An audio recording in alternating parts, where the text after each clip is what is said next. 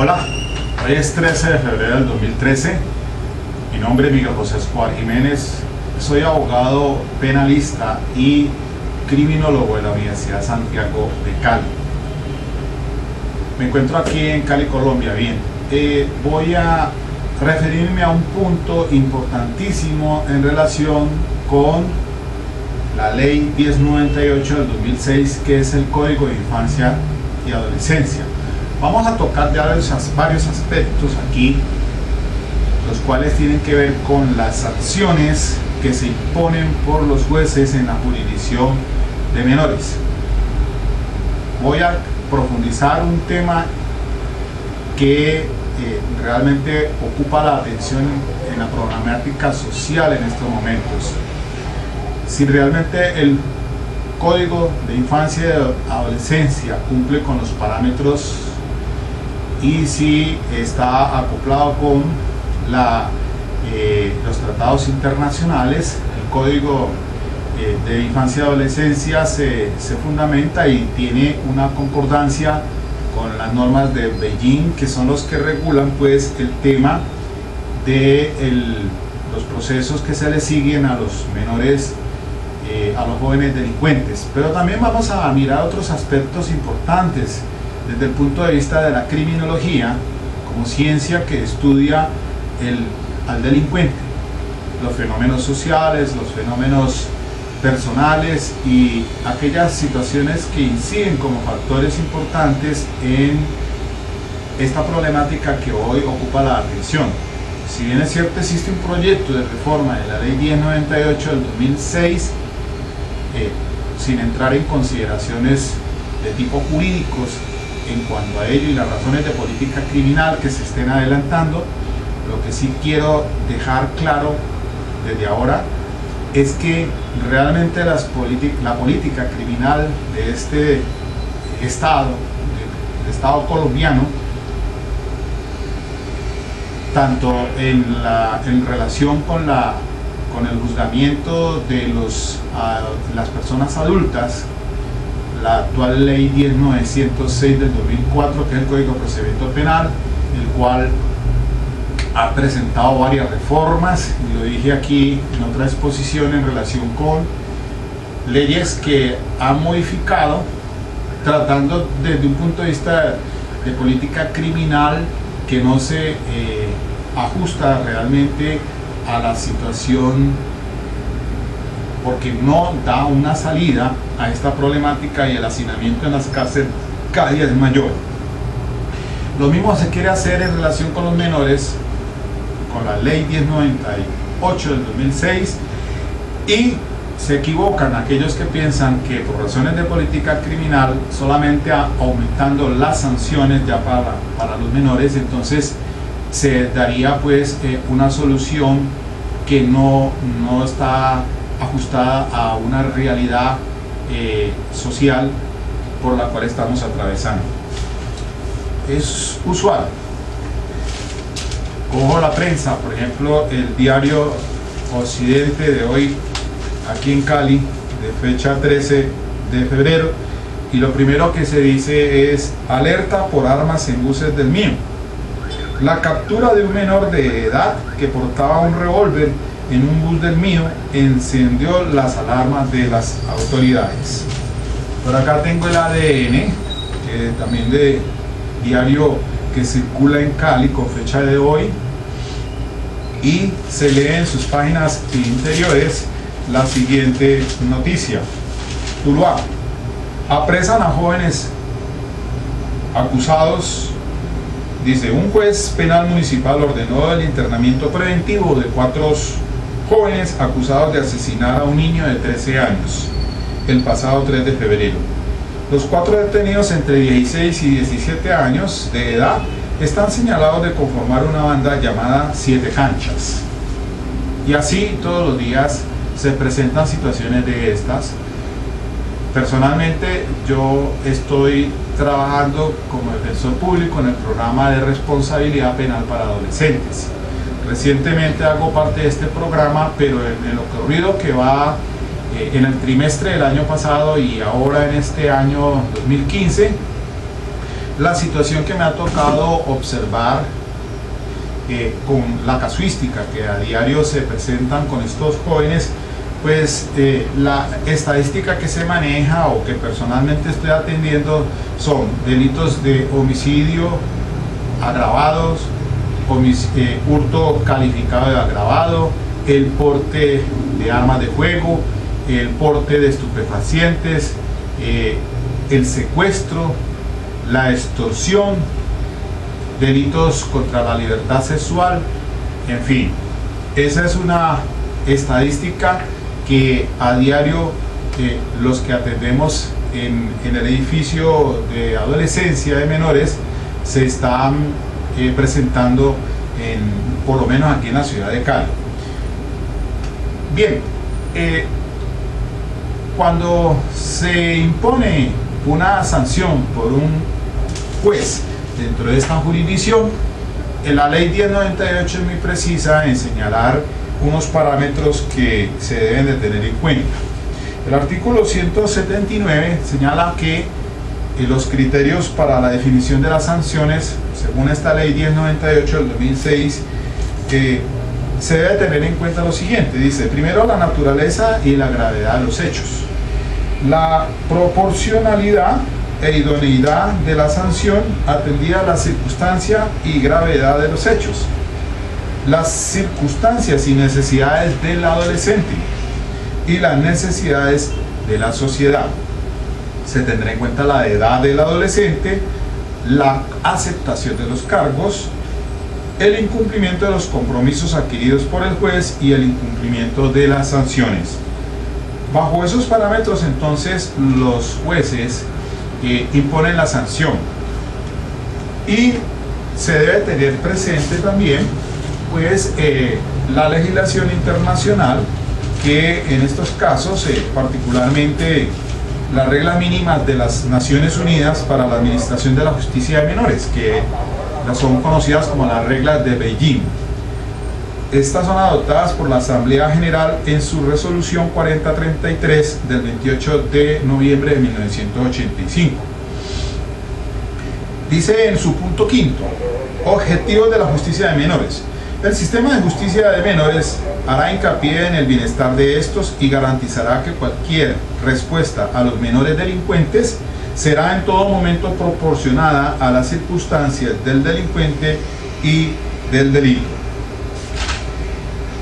Entonces, hay unos objetivos que se deben de tener en cuenta. Primero, el primer objetivo es el fomento del bienestar del menor. Este es el enfoque principal de los sistemas jurídicos en que los delincuentes menores son procesados por tribunales de familia o autoridades administrativas, pero también debe hacerse hincapié en el bienestar de los menores en los sistemas judiciales que siguen el modelo del tribunal penal, contribuyendo así a evitar las sanciones meramente penales. Segundo objetivo es el principio de proporcionalidad. Este principio es conocido como un instrumento para restringir las sanciones punitivas y se expresa principalmente mediante la fórmula de que el autor ha de llevarse su merecido según la gravedad del delito. La respuesta a los jóvenes del delincuente no solo debe basarse en el examen de la gravedad del delito, sino también de las circunstancias personales, las circunstancias individuales del delincuente, por ejemplo, su condición social, su situación familiar, un daño causado por el delito u otros factores en que intervengan sus circunstancias personales, han de influir en la proporcionalidad de la reacción.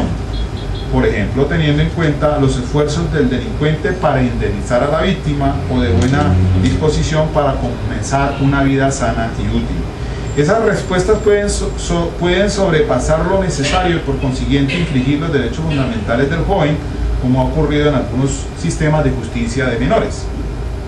También corresponde salvaguardar la proporcionalidad de la respuesta en relación con las circunstancias del delincuente y del delito, incluida la víctima. La respuesta debe ser adecuada, ni más ni menos.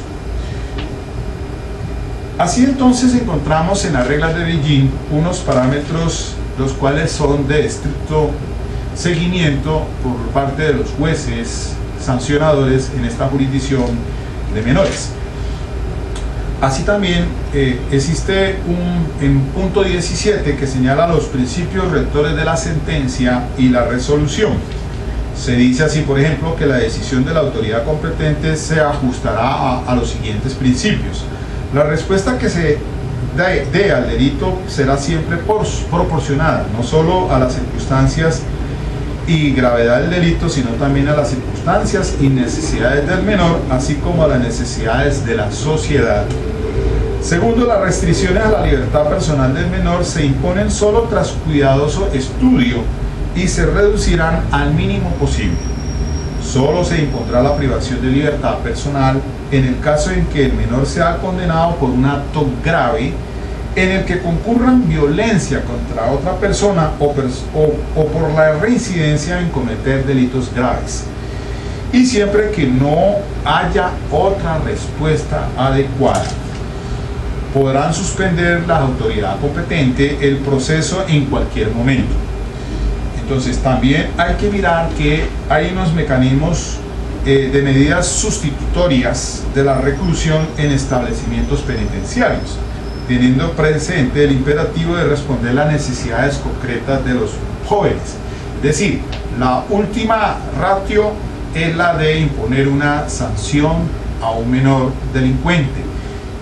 Es decir, preferiblemente sustituirlas, porque los criminólogos dan cuenta en sus trabajos que normalmente cuando un joven es confinado en un centro penitenciario, sus pares estarían dándole por una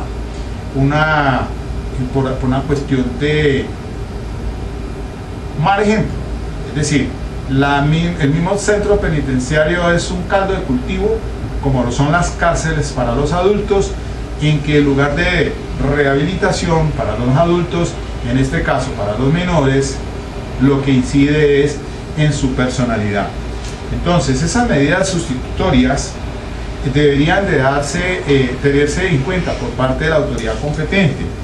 Y asimismo, entonces, hay unas que se pueden imponer, como por ejemplo la libertad vigilada, órdenes de prestación de servicios a la comunidad, sanciones económicas, indemnizatorias y de devolución, órdenes de tratamiento intermedio y otras formas de tratamiento.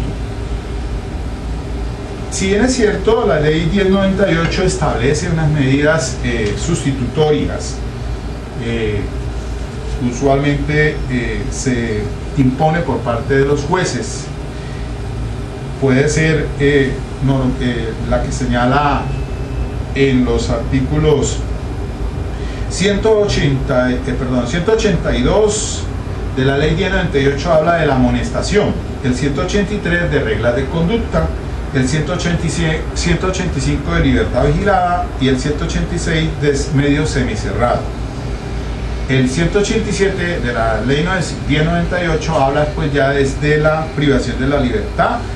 Y aquí el artículo 187, hago claridad, señala pues que los jóvenes entre 14 y 18 años, que son los que se judicializan, porque el niño va de 0 a 12 años, los jóvenes, los adolescentes entre 12 y 14, pues tienen que restablecerse los derechos, pero aquel que esté entre los 14 y los 18 se será judicializado. Si el delito es de homicidio doloso, secuestro, en cualquiera de las modalidades, la extorsión en cualquiera de las modalidades, delitos contra la libertad sexual, la pena será privativa de la libertad en un centro especializado, con penas que van desde los 24 meses, o sea 2 años, hasta los 8 años, dice el inciso tercero. Y el inciso cuarto dice que será de 2 a 8 años con el cumplimiento total del tiempo de la sanción impuesta por el juez, sin lugar a beneficios para redimir penas. Cuando se trata entonces de estos delitos y estando en esas edades entre 14 y los 18 años, entonces podrán ser confinados en un centro especializado para que cumplan esa pena que va de mínimo 24 a los 8 años. Ahora, hay adolescentes que sean mayores los adolescentes mayores de 16 y menores de 18 que sean responsables de la comisión de delitos cuya pena mínima establecida en el Código Penal sea o exceda de 6 años de prisión, se le podrá entonces privar de la libertad y la duración va de 1 hasta 5 años. Es decir, hay delitos que ya fuera del catálogo que acabo de mencionar tienen una pena establecida mayor, igual o mayor a 6 años. Un hurto calificado de agravado, por ejemplo. Si el joven tiene 16 años o está entre los 16 y los 18 años, entonces se le puede imponer una sanción que va de 1 hasta máximo 5 años. Ya en tratándose de los delitos de homicidio doloso, entonces de secuestro y de extorsión y de delitos sexuales, pues sí, se toma desde los 14 hasta los 18 y la sanción será entonces de 2 hasta 8 años máximo. Esta semana me correspondió pues atender la imposición de sanciones en varios casos, y así doy un ejemplo rápidamente. El homicidio agravado por estado de indefensión se dio en un caso con concurso también con porte de armas. Hago claridad que acá en la jurisdicción de menores no existe, al imponer la sanción no se tiene en cuenta el concurso, solamente se impone la sanción por la gravedad del delito el mayor, es decir, por ejemplo, el homicidio agravado. Entonces hace el juez la dosificación de la sanción y sin tener en cuenta el asunto del concurso de delitos, como si aparece en la jurisdicción ordinaria. Allá el concurso del artículo 31 del Código Penal establece pues que el delito más grave ha aumentado en otro tanto. Acá en la jurisdicción de menores no existe el concurso, entonces se sanciona teniendo en cuenta el delito más grave. Este joven fue hallado, aceptó cargos por y hago también la claridad aquí que la aceptación de cargos es una institución jurídica que existe en la jurisdicción de menores como existe en la jurisdicción ordinaria. Y aquí el artículo 157 señala que es uno de los parámetros que tendrá en cuenta el juez. Dice, el juez al proceder a seleccionar la sanción a imponer tendrá en cuenta la aceptación de cargos por el adolescente. No existe la figura de los preacuerdos como existe en la jurisdicción ordinaria. Entonces el joven había aceptado los cargos y eso se ayuda para que se haga la dosificación de la sanción. Es muy importante en ese sistema el papel que cumple el defensor de familia.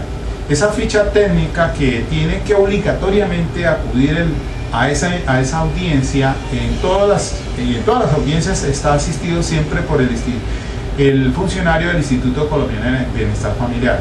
Se hace una ficha técnica en la que se establecen las condiciones personales, sociales, familiares, el entorno, si está desescolarizado, si consume sustancias psicotrópicas, todo eso lo presenta en esa audiencia a consideración el funcionario del Instituto Colombiano de Bienestar Familiar. En este caso del joven, pues se hace ese estudio y como defensor, pues entonces tomo la palabra, me ceden el turno.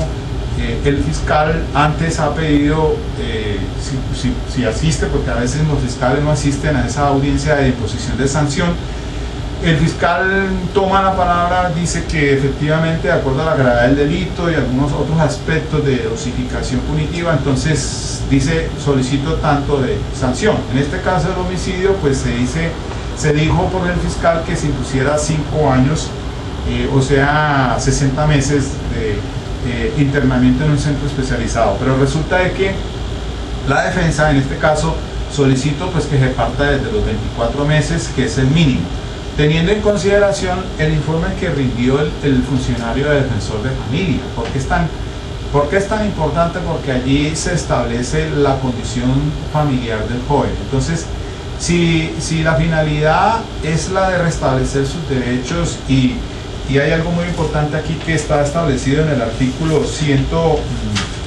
dice el artículo 178 que la finalidad de las sanciones señaladas en los artículos anteriores desde la ley 1098 es finalidad de protección, de educación y restaurativa, y se aplicarán con el apoyo de la familia y de especialistas. Entonces, hay que proteger, hay que reeducar y hay que retribuir. Esos son fines diferentes a las sanciones penales en la jurisdicción ordinaria. Si bien allá hablamos de prevención general, prevención especializada, de resocialización, de que otra vez se incluya en el seno de la sociedad, aquí en la jurisdicción de menores solamente se habla de sanciones de protección y de reeducación y obviamente pues que siga siendo un ser útil al seno de la sociedad. Pero es decir, la detención preventiva es el extremo. Deben de aplicarse otras medidas sustitutorias o si se sustituyan a la de prevención, internamiento en centro especializado, por ejemplo enviándolo a alguna fundación.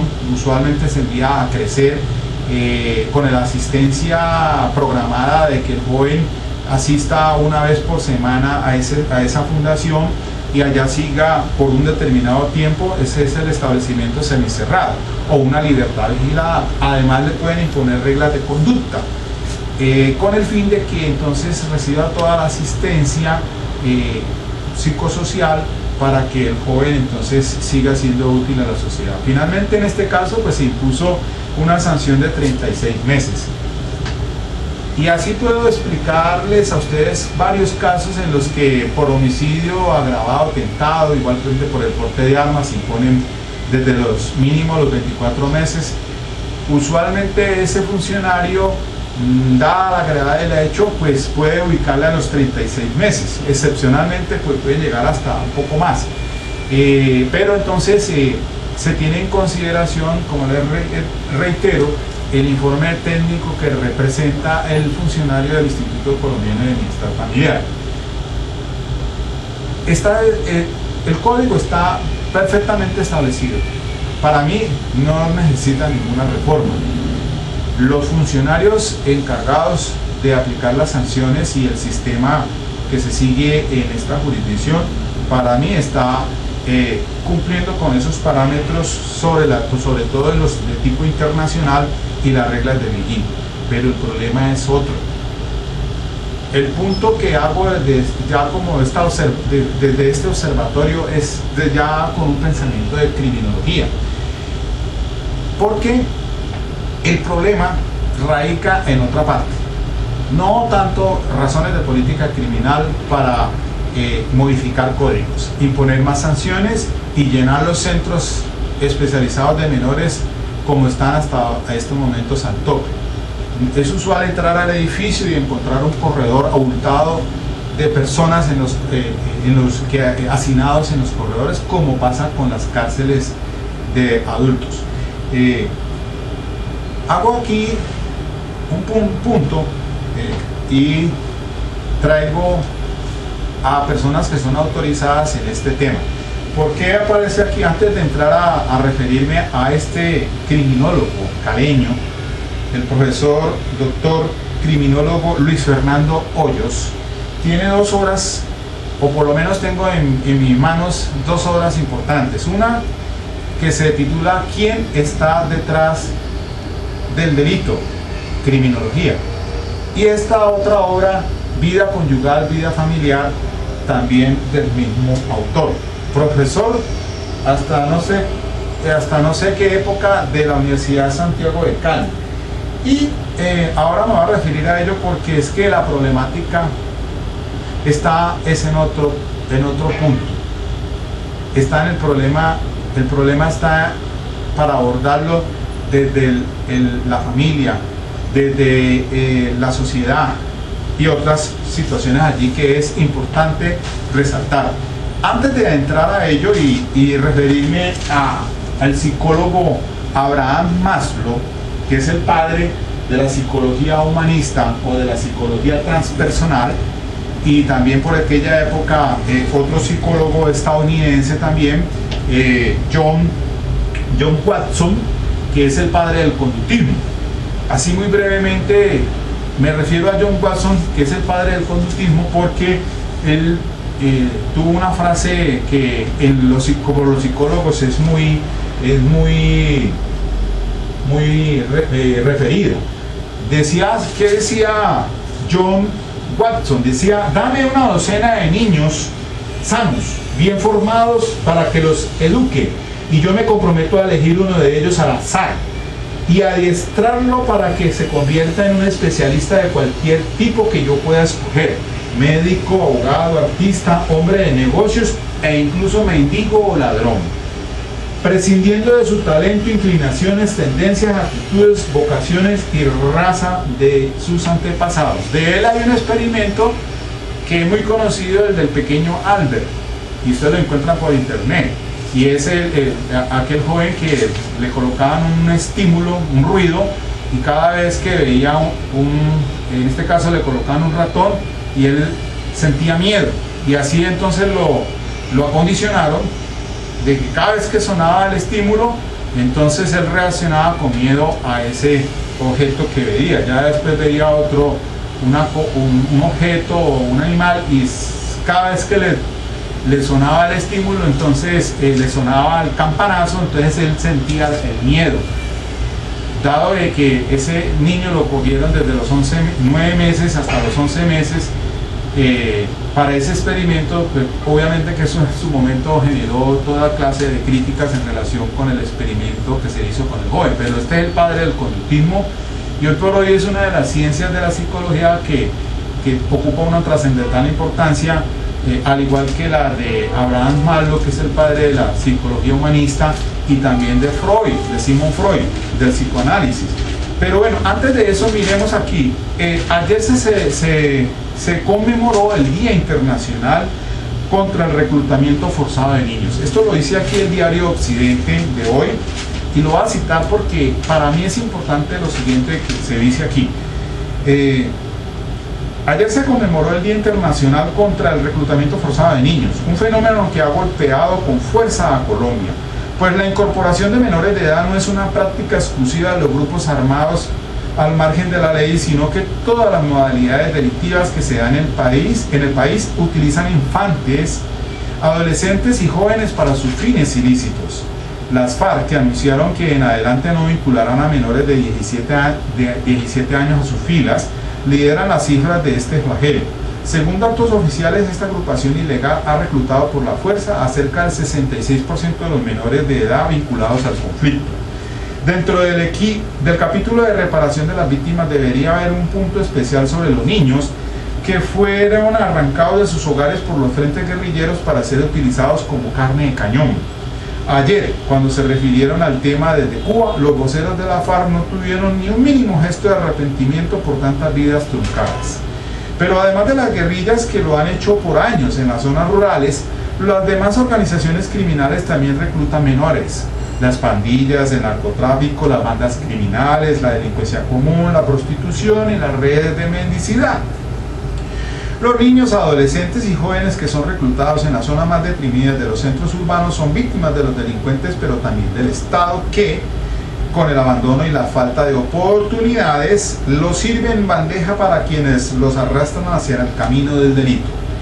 Allí está el gran reto de administradores públicos en generar condiciones de inclusión a través de la educación, la recreación y las oportunidades que alejen a los menores de edad de la delincuencia. Solo así se evitará que esos niños abandonados a su suerte por el Estado y la sociedad se conviertan mañana en sus verdugos. Punto importante de reflexión del editorial del diario Occidente en su ejemplar gratuito de hoy, 13 de febrero. Aquí igualmente, pues entonces se trata el punto de no reclutar a menores, una promesa agridulce, dice el ADN de hoy, también de circulación gratuita. Dice: las FARC anuncian su compromiso de no sumar a menores de 17 años. Todos aplauden esto: el Ministerio Público, la Defensoría del Pueblo, la ONU y la UNICEF celebran el anuncio, pero eso, dice, todavía es insuficiente. Las oficinas de las Naciones Unidas y de la UNICEF en Colombia saludaron el anuncio de la FARC de no incorporar menores de 17 años a sus filas, decisión que consideraron un paso hacia la reducción de la intensidad del conflicto armado. Punto, no más. Este tema, pues así visto de primera mano, nosotros los que tenemos a diario el contacto con la casuística, en realidad en algunos asuntos sí es cierto que existe manipulación de los adultos con los menores de edad. se escuchan críticas en tal punto diciendo que como quiera que la ley 1098 impone sanciones muy laxas, entonces que los delincuentes adultos entonces los utilizan para sus propósitos. Puede ser, hasta es un asunto que sí, que realmente puede hasta tener razón, pero es que allí no está el meollo del asunto. Yo porque cito a Abraham Maslow. Abraham Maslow tiene una pirámide que habla de las necesidades básicas, y entonces ubican esa pirámide, y aquí encontramos primero las necesidades fisiológicas, las necesidades de seguridad, la necesidad de aceptación social, la necesidad de autoestima y por último la autorrealización. Abraham Maslow observó siempre a Albert Einstein, el gran científico que le sirvió de punto en sus estudios en relación pues con la autorrealización, que esa es la cúspide cuando ya llega el ser humano a ese grado. En la escala de las pirámides de las necesidades, entonces en la psicología humanista o psicología transpersonal hablan de la autoactualización y la autorrealización. Todos los seres humanos tenemos unas necesidades y tenemos sueños y tenemos proyectos y metas. Cuando eso no se existe, pues realmente la persona prácticamente estaría, como decimos, anulada. Al punto de las necesidades fisiológicas, todos los seres humanos tienen que comer, tienen que cumplir con sus necesidades básicas, como son orinar, defecar, tener relaciones sexuales, dormir, comer, alimentarse y respirar. Es usual, y a uno le da risa de pronto cuando encuentra a un joven diciendo que está en esos centros especializados diciendo: aquí estoy durmiendo, comiendo, durmiendo y defecando. Es decir, está cumpliendo con sus necesidades fisiológicas. ¿Dónde están las necesidades de seguridad? ¿Dónde están las necesidades de aceptación social? ¿Y dónde está la autoestima? Muy rápidamente Abraham Maslow, por ejemplo, dice aquí en relación con este punto lo siguiente. Dice en una interesante investigación que dice, bueno, las necesidades fisiológicas, que son las primeras que las tiene todo ser humano, son alimentación, respiración, descanso, etc. Necesidades de seguridad, hablamos de seguridad, protección y moral. Necesidades de aceptación social, afecto, amor, pertenencia, amistad. Necesidades de autoestima, confianza, éxito, respeto. Necesidad de autorrealización, moralidad, creatividad, espontaneidad. Y ahí ustedes pueden consultar a Abraham Maslow y lean un poco sobre la escala, sobre esta pirámide de necesidades básicas. Todo ser humano tiene eso. Y entonces, ¿por qué digo esto?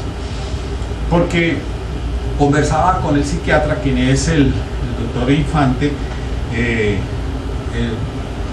Otto Genario, que todavía es un psiquiatra que atiende pacientes y tiene consultas de jóvenes con problemas de sustancias psicotrópicas. Y entonces examinábamos una hoja de vida de un joven de estos, y entonces cuando se le hace la entrevista uno se encuentra que esos cuadros como el de este joven por el consumo de las sustancias psicotrópicas se da a nivel general también con cualquiera de los que yo atiendo por delitos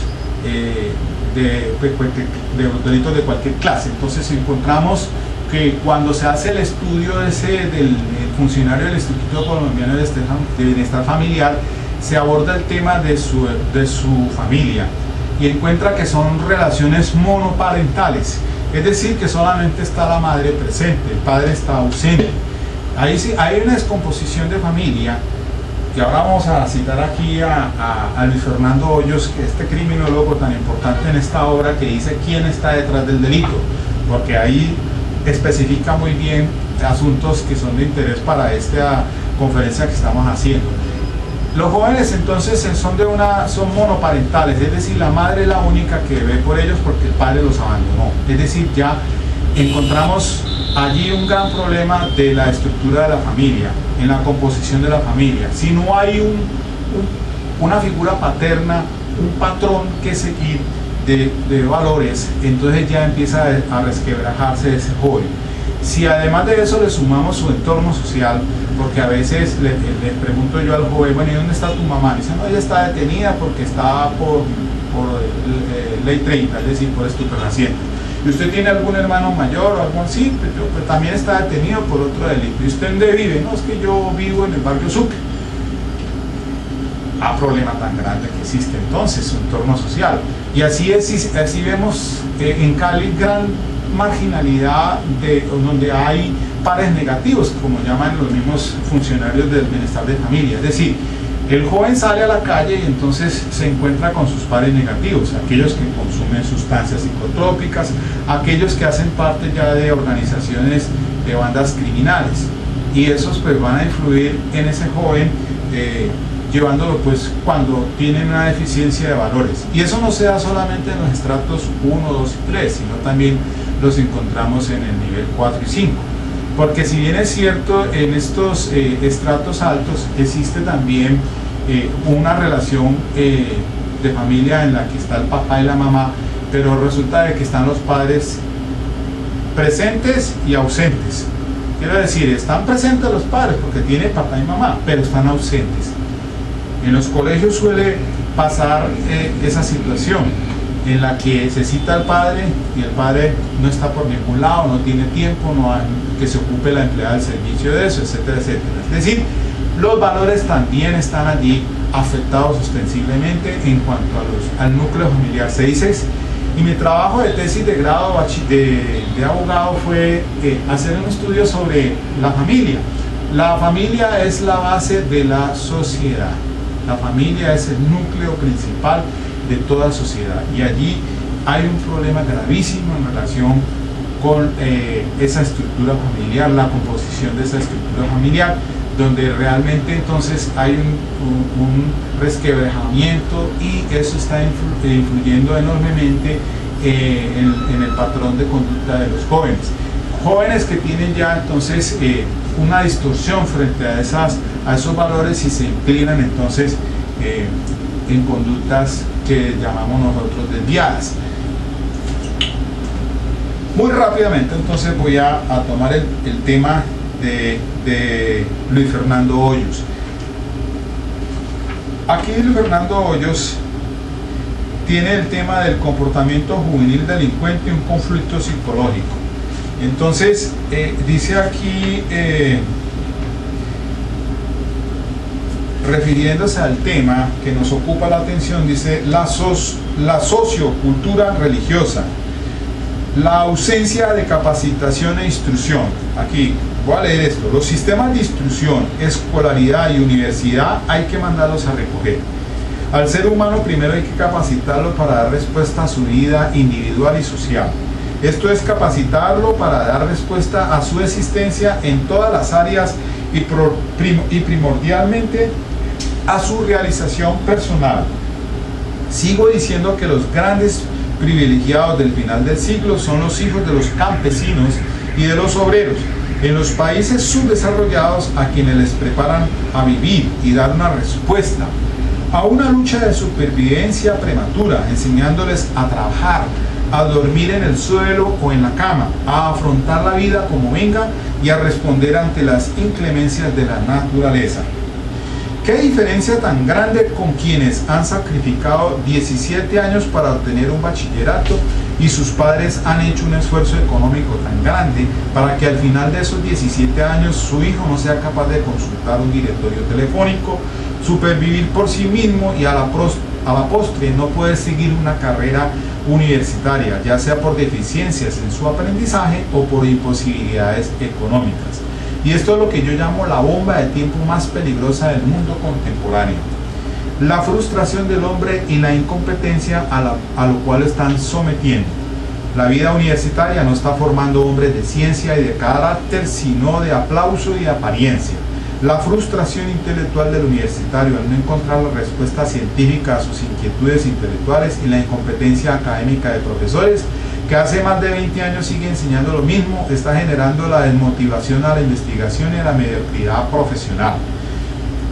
La industrialización es un proceso que debe ser regulado acorde al desarrollo del medio en el cual se aplique, pero pasar de la alpargata al avión, del subdesarrollo a la automatización, de una deficiente productividad al consumo, no es más que sacrificar al hombre a una existencia miserable, donde no queda más sino delinquir.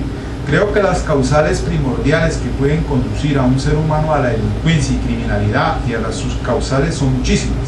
Lo más importante es darnos cuenta que la primera célula de la sociedad, la familia, está enferma. Y el resto de lo que implica una sociedad es un caos, que más que reducir un problema y dar una respuesta, más desorienta y más desestabiliza al ser humano.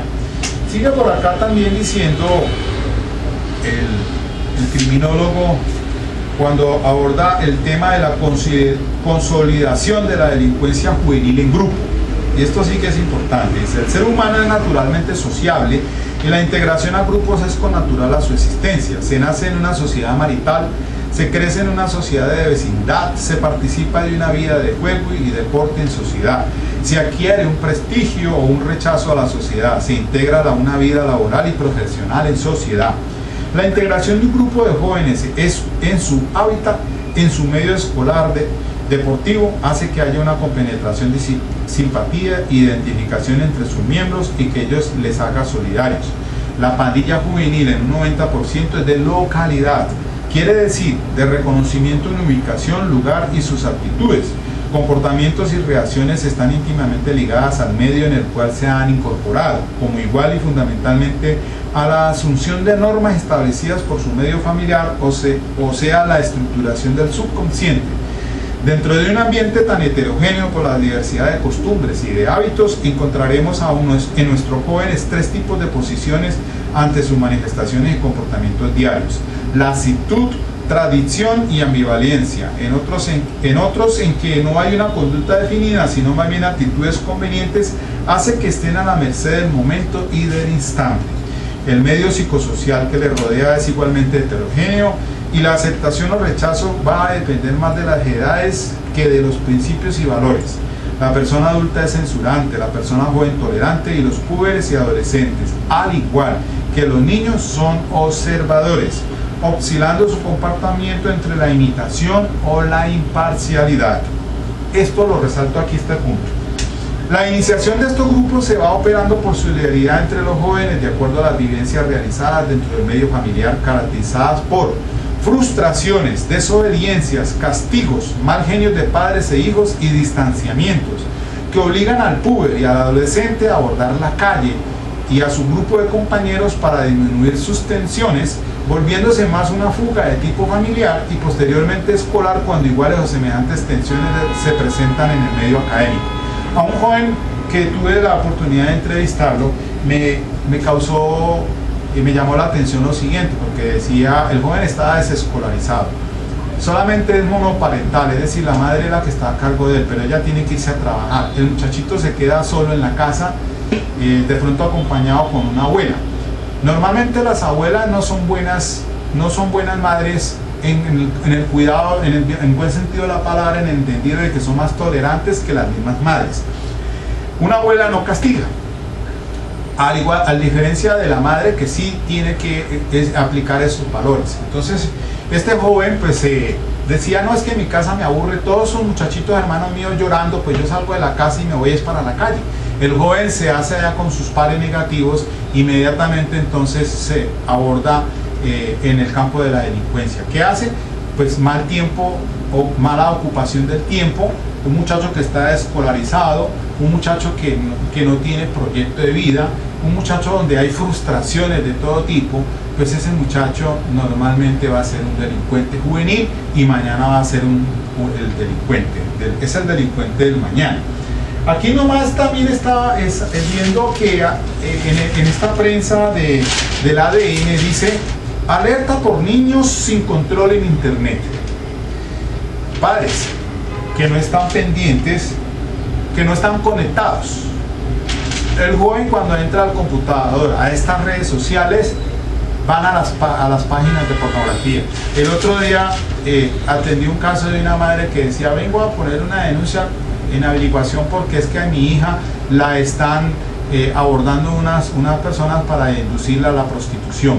la niña de 13 años ya por internet entró a chatearse, no se sabe con qué persona, y entonces le están dando cita a esa jovencita. ¿Para qué? Para redes de prostitución.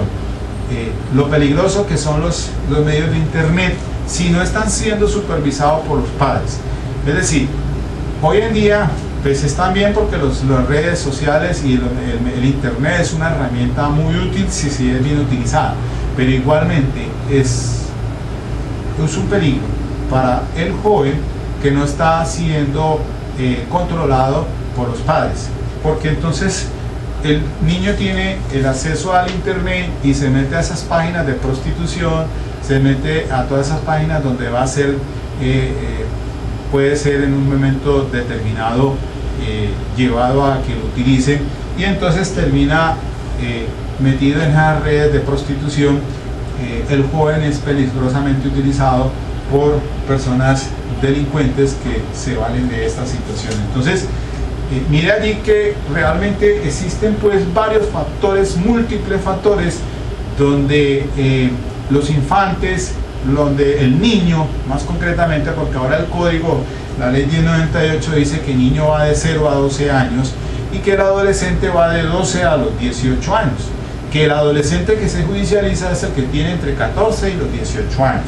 Entre 12 y 14 años, si comete un delito, pues entonces tendrá que restablecerse los derechos, pero no va a ser judicializado. Es un llamado de atención hacia el núcleo familiar, allí al núcleo familiar y al entorno social. Me llama la atención poderosamente cuando se dice de estos jóvenes que cogieron recientemente por el asesinato de otro menor, en el cual lo desmembraron, y entonces ¿qué se busca con ello? Es decir, ya son delitos de impacto y de extremada gravedad, que lo que quieren ellos es tener un lugar, una ocupación en esas mismas bandas criminales. El respeto, es decir, no en vano existen las fronteras, por lo menos en los barrios, en algunos barrios donde hay líneas imaginarias en las que el joven de aquí no puede pasar para allá. El respeto es algo que el joven, como lo dice acá el criminal loco, pues sí, tiende a observar, y todo lo que observa como una esponja lo absorbe, y entonces quiere imitar. De allí que entonces ese patrón de conducta desviada que muy tempranamente adquiere el joven es por el querer, porque tiene los valores en la casa.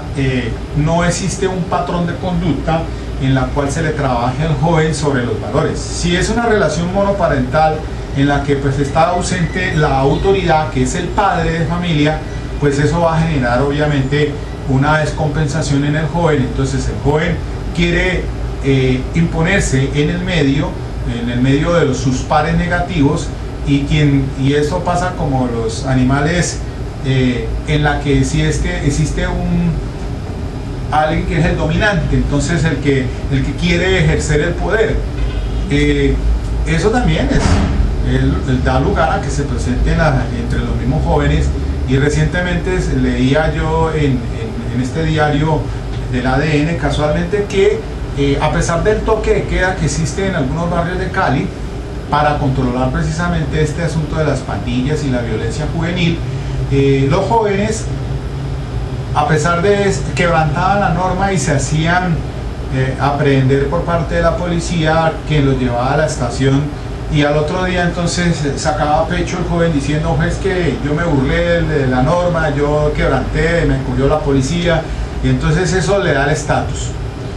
Desgraciadamente está pasando eso con nuestros jóvenes, y entonces quieren obtener una posición que les dé autoridad, y entonces un lugar en estos sitios, en estas pandillas, y de allí entonces que muy tempranamente lo estamos viendo en delitos que atentan gravemente contra los bienes jurídicos, tales como la vida, sin ningún respeto.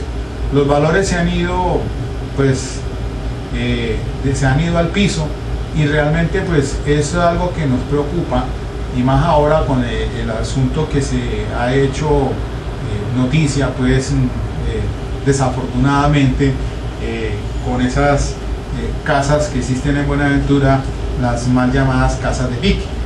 Entonces, desgraciadamente, y jóvenes que también, porque recientemente fueron unos jóvenes los que habían, recordemos un caso en Buenaventura, esos jóvenes los cuales secuestraron a unos indigentes que tal vez estaban involucrados en un latrocinio y los estaban torturando.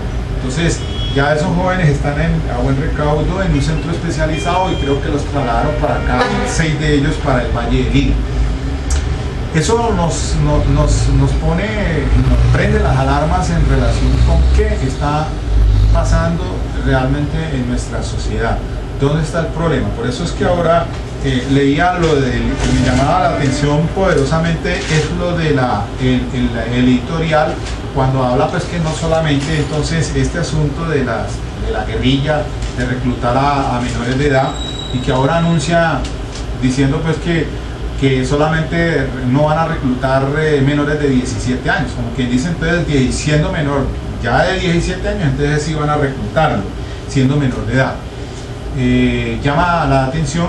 Ahora, igualmente pues estas son conductas que asumen no solamente la guerrilla, sino las bandas criminales, los narcotraficantes, las personas que ejercen la prostitución.